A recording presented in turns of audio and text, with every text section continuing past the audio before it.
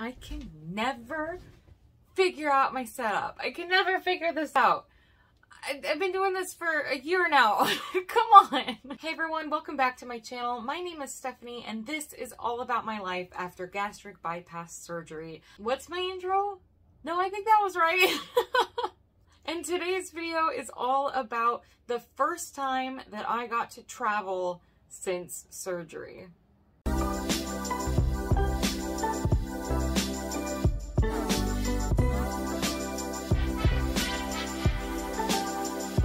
That's right, you heard it here first. I have traveled since surgery, and it was interesting. It was certainly interesting. I personally want to put out a disclaimer. It makes me feel better, and I know that there's a lot of differing opinions on the whole COVID situation and whether or not I even have to explain myself, but I do feel like I should put out there that I have not traveled and will not travel for a little while again because of COVID. Although I had fun on this trip and I certainly enjoyed myself, this trip was not a trip for fun.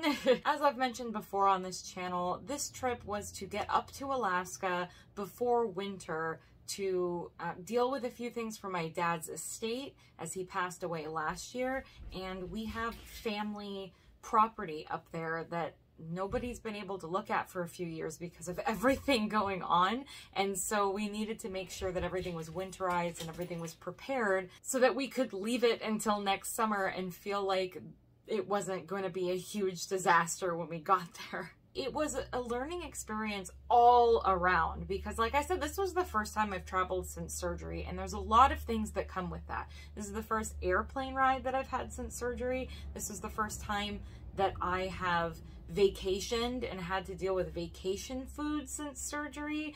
And how do my meals look when I'm not at home?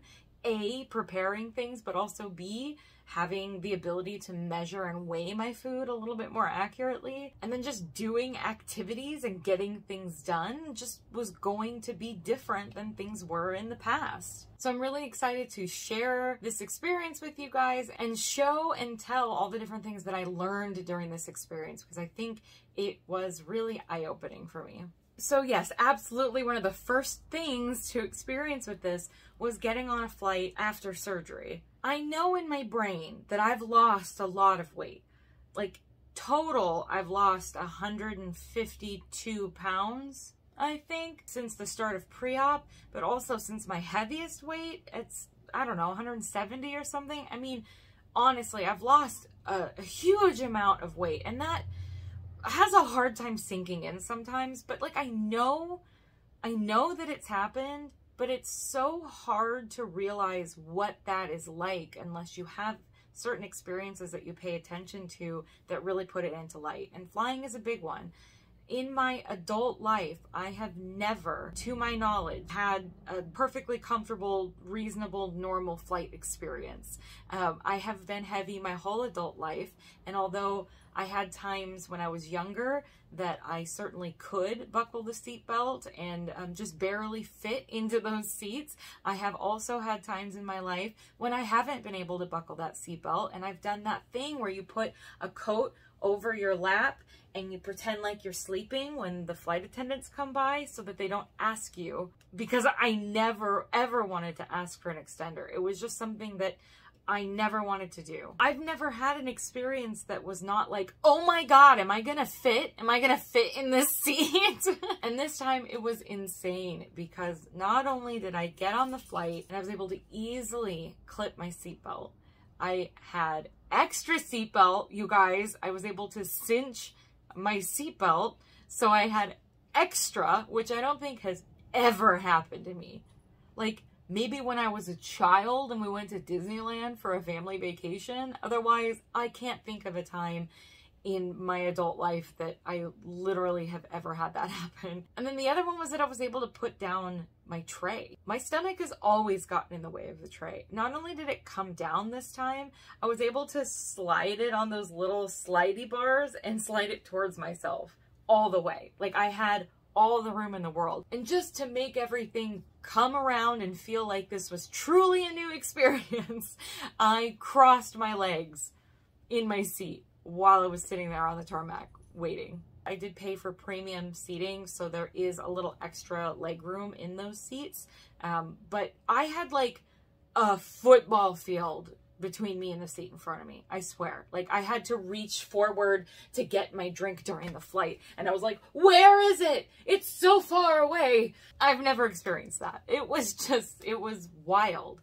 If you think that that is silly for me to feel this worked up about, then you have absolutely no idea what it's like to fly when you're that heavy. You just can't fathom that at all. And so this experience was just like, I mean, I was giddy like the whole ride, aside from the fact that my butt was uncomfortable because I don't have any padding on my butt anymore. So that was a little uncomfortable. But other than that, I mean, it was enjoyable. I had all the room in the world.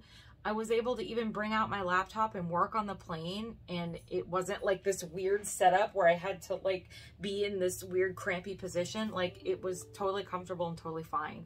It was amazing. So like I said, this trip, the first part of it was really a lot of business. We had to get stuff done, and so we immediately went up to the property. It's a little bit of a drive outside of Anchorage, and so we started heading up there. My flight was delayed, so we were already late and trying to get this done before the end of the day. It was quite an ordeal. We were getting things from a storage unit that had to go out to the property and you know, just doing some finalizing stuff. One of the things that we ended up doing was some work out at the property because it had been several years since anyone had been out there, so it was overgrown. There were trees and plants that needed to be pulled and cut down and dealt with. There were things that needed to be moved and hauled, and also things needed to be, you know, hauled up our ladder and stuff. So we had a lot of work that we were doing, and we shoved it into a very short amount of time because it ended up being a lot colder up there than we expected. You're like, yeah, you went to Alaska. Like, duh, it was cold. It was not supposed to be that cold. We had a cold front roll in, and it was like, it was freezing the next morning. So we took what would have been a couple of days up there and just condensed it into like less than 24 hours and got as much done as we could. So there was a lot of hauling, a lot of lifting, a lot of, for me, it was a lot of pulling plants by the root and trying to keep them from overgrowing until we can get up there the next time. And I really felt it. I felt it in my body, you guys. I've been talking about how I need to do strength training, and I really need to focus on some of the muscle atrophy that I've experienced. And I really noticed that during this trip, that it was exceptionally, I don't want to say difficult, but it was noticeable that it made my body sore for like 3 days afterwards. My legs and my butt hurt really bad from squatting and pulling up plants. I mean, I was so deconditioned. Whereas before I was really heavy, and so those things were hard for me to do just physically. I would be out of breath and everything. I was strong. I didn't really have a strength problem. My body was used to carrying around a lot of weight, so there's some strength that comes with that. Where now I don't have the exhaustion issue that I did before, but I'm not as strong as I used to be. So I need to build that up, and I keep saying that, but like one of these days I really am going to start actually working on it. The thing is that I really want to do strength training at the gym. I just won't go to a gym until I feel a little bit more comfortable about the COVID situation. I will be working on that, and I'll take you guys through that journey. When I really start focusing on strength training, you guys will be there. So it was a lot of work, but it was a very short time period. And then the rest of the time we decided to hang out around Talkeetna, Alaska, which is a very small town a couple hours outside of Anchorage. And we just sort of did this camping thing, and it was super fun. I just haven't been able to go camping and sit by a fire and do stuff like that in a while. And so because we did so much stuff early on, we were able to just enjoy that. I found some 0 sugar Hershey's chocolate, and I was so excited to make a s'more. There are 2 things that are wrong with that in retrospect. 1, marshmallows are not sugar-free. And 2, I ate 2 of them instead of 1. And I don't know if I would have been okay with just one, but I felt so awful after that second s'more. I felt so awful. I had a pretty rough dumping episode where I just kind of had to lay inside and like, you know, I just lay there and I breathe and I'm just like, it will pass. And I feel very nauseous when that happens. I feel a little bit lightheaded. I just have to lay down. And that one lasted probably about 45 minutes. That's the long end of a dumping episode. I don't always get a dumping episodes with things. In fact, most of the time nowadays, I know what will and won't make me dump. But that time, I was risking it. For the s'mores, you guys, I risked it. But now I know, and I didn't have another s'more the entire trip. It wasn't worth it. And honestly, didn't even taste like as great as I thought it was going to taste. But I tried, and that's the best I can do. So it was my mom and I on this trip together, and we decided that we were going to find a walk somewhere around Talkeetna and do that. It was a beautiful day. It was a little bit cold, but it was an absolutely gorgeous day. So we decided that we were going to find something. And what I thought was really interesting, and I like to compare to my previous life, is that we stood there because there were several trails at this same spot, and you had different directions you can go with different lengths of trail. We stood there trying to figure out which one we wanted to do. We didn't necessarily want to do the longest trail that was there, but we absolutely didn't want to do, like, you know, a really short 1 mile walk or something. So we found something that was, I think we did about 3.5 or 4 miles that morning. That would not have been me in the past. In the past, I would have opted for a really short walk. And this was not a hike. This was flat and it was beautiful around a lake. But I still would not have opted voluntarily for a 3.5 mile walk first thing in the morning.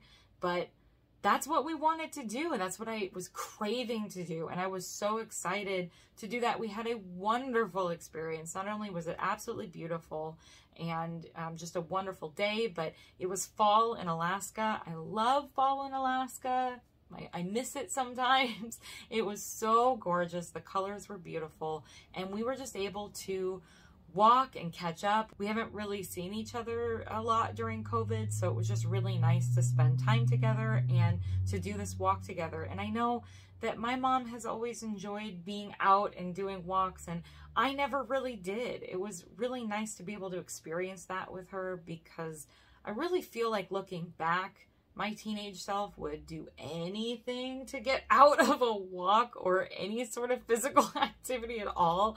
And so just being able to enjoy that time and be outside with my mom was just, it was really nice. And it was really different from what things used to be like. And after that, we got to wander around the really small town of Talkeetna.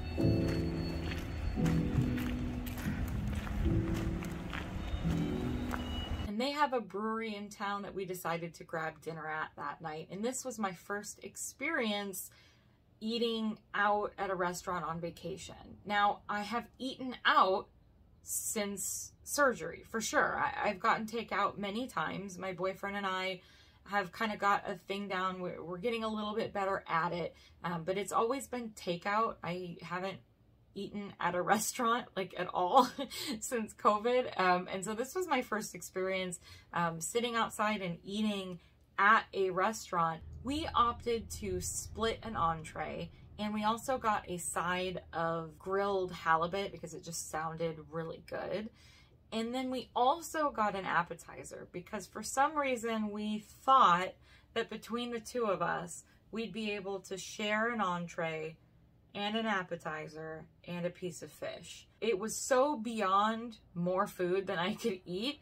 It was a big wake-up call for us that an appetizer is 100% not necessary. And I realized that sharing one entree was not only going to be the way to go, but it's probably how I should function all the time. My boyfriend and I have a tendency to get takeout. We get our own entrees and I eat the same thing for 3 or 4 days, trying to get rid of it, because one entree at a restaurant will last me 3 or 4 servings now. And then sometimes that can be just really difficult. After 4 days of eating it, you just don't want to anymore. But during this trip, I was able to practice with my mom what I should have been doing for the last 10 months, which is just eating off of someone else's plate. I've heard people talk about this so many times online, and for some reason, it just didn't occur to me that it is just the better way to do things. I just kind of always wanted my own meal. But in a lot of circumstances, I'm realizing that it just doesn't make sense, because I don't even eat half of an entree, especially at most places. They have such big portions. So that's what we practiced on this trip. Aside from the Hawaiian food that we got, which I did get my own, and that one lasted 2 meals, and I was fine with that because that's so good. Kalua pork is so good. Pretty much every meal that we had out, my mom and I just split an entree. There was a new German restaurant that we had never been to before, and we tried that. Just practiced this whole trip of getting way less food than we thought we needed, and it was great. I was a little bit worried that I was going to have difficulties not weighing out my food. I was a little bit worried overall that I was going to overindulge on accident and either make myself really sick or just like way too stuffed, because I wasn't able to control that. But I found it very easy to control myself and to eat just a little bit. I only really felt a little bit sick and stuff towards the end of the trip, and I realized that eating out, even though we were careful with the types of food we were eating, and I wasn't eating a whole bunch of like fried junk food, I was just, my stomach needed a break from eating out, and I just needed to relax a little bit and keep things simple. So what I really noticed is, if you're going to stay in a hotel or something, make sure you have protein shakes with you, keep it light for breakfast and lunch. Try to have things like cheese and trail mix and snacks so that I can fill up on those light things throughout the day, and then occasionally have something a little bit heavier and more of like vacation food that I split with somebody else. That seemed to be the best way to get through this without feeling like it's just way too much for me, both in volume, but also just, you know, that type of food. Eating out all the time is really hard on my stomach. We took the opportunity one day to go to the muskox farm in Palmer, Alaska. It's the only one in the world, and muskox, if you aren't familiar, they're kind of like an Arctic bison. They're a lot smaller than a bison, and they've been around since the Ice Age. They are very interesting, very cool creatures. We had a really fun time wandering the farm, getting the tour, and learning all about them. And again, this is just one of those things where we were wandering around for the tour and wandering around for the day. Whether or not that's going to be difficult for me doesn't occur to me anymore. My feet don't hurt. I never once had an issue with feeling like I was on my feet and walking around too much. It was a very, very different experience than I've had in the past. After getting some more of the business done that we needed to do up in Alaska, we decided to do a few of the trips that we would do as a family when we all used to live up there. So we went and drove out the road and went to all the little pullouts and places that we used to go for walks or have picnics on in the past. We had a really great time, although it was really cold, so we didn't get to like wander around and do as much as we thought. But it was really fun to drive around and see all those places after so many years and kind of re-experience some of the things that I used to do as a kid with my family. Oh, there's a low one.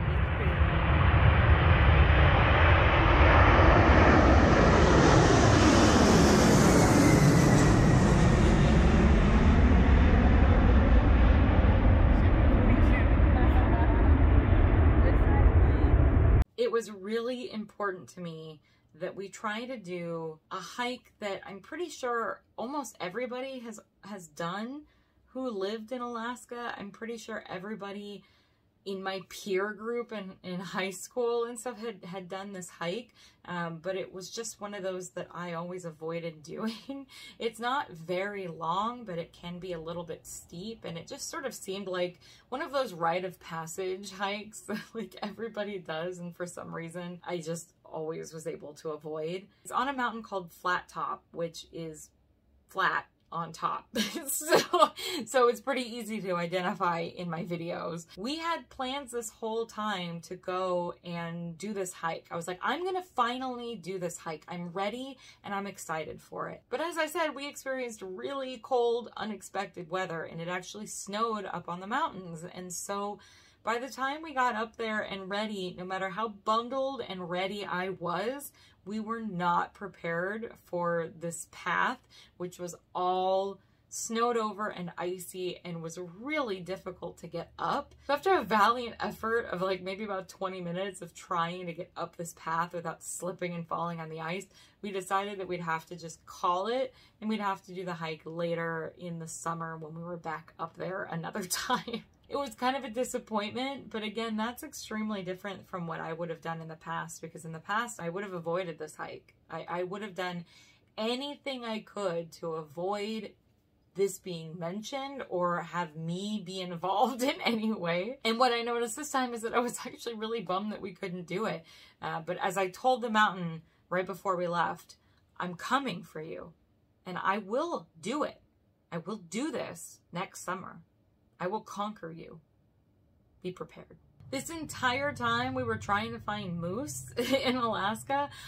When I lived there, they just walk through town. They're just everywhere, and we could not find them. I don't know why we couldn't find them. So I was able to see some moose really far away when we were up on the mountain, but I was so disappointed. We had our eyes open for moose the entire week, and we didn't see any. But at least I was able to see some in the distance that I got a really, really bad picture of for you guys. And I noticed on this trip that I very much like to climb on top of things and get my picture taken. That's something I never used to do before, but I have several pictures of myself climbing on top of things and straddling them, and I guess I just feel more comfortable doing that kind of thing now. And finally, one really big fat person milestone that I reached on this trip was what so many people experience if you're heavy, and it's that you just are like so uncomfortably large with the tiny hotel towels. But I finally reached that point, you guys, where that towel goes all the way around me and I can secure it and it's not hanging open awkwardly, and I was able to walk around the hotel room in my hotel towel. Again, yet another experience that I've never had in my adult life. I have always been too big for hotel towels. This was just, it was just one of those stupid things that feels so good when you reach that point. I was excited.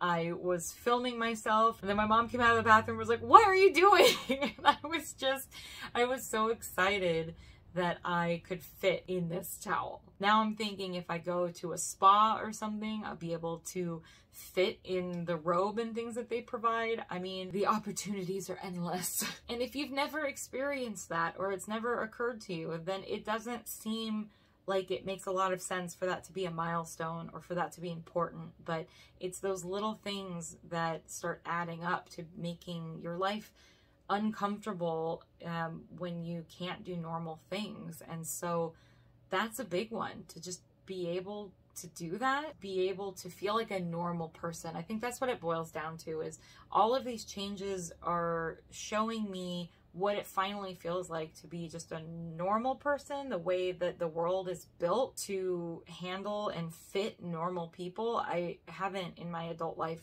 been able to experience that. So that's why those are milestones, because I'm now fitting into the world in the way that it was built, where people don't have to think of those things that I always did. I always had to. Well, that ended up being a little bit more rambly and involved than I thought, but I hope that was a good indication of what my traveling experience was like the first time after surgery, and how incredibly different this experience was from the way that I traveled before surgery, and how different in such a short amount of time. It's been less than a year. It's been less than a year. It's only been 10 months since I've had my surgery. And my life is incredibly different than it used to be. It is insane, the differences that I see on a daily basis. And as I continue to do more things and experience more things post-op, I think it's just going to be so eye-opening to see what I was missing out on before. I didn't think I had a low quality of life. I didn't think that I was missing out on too much. I knew, I wasn't that in denial. I knew I was missing out on some things in my life, but the difference is night and day between what things were like the last time I traveled pre-COVID to this time. Incredible, incredible difference.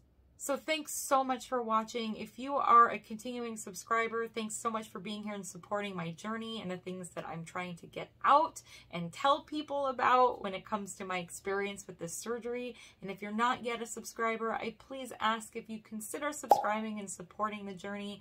I am almost at 600 subscribers, something like that, which is phenomenal and really cool. So if you are enjoying this content, if you want to see more, please subscribe and let me know that this is the kind of stuff that you want to see, and I will continue to come out with weekly content for you guys.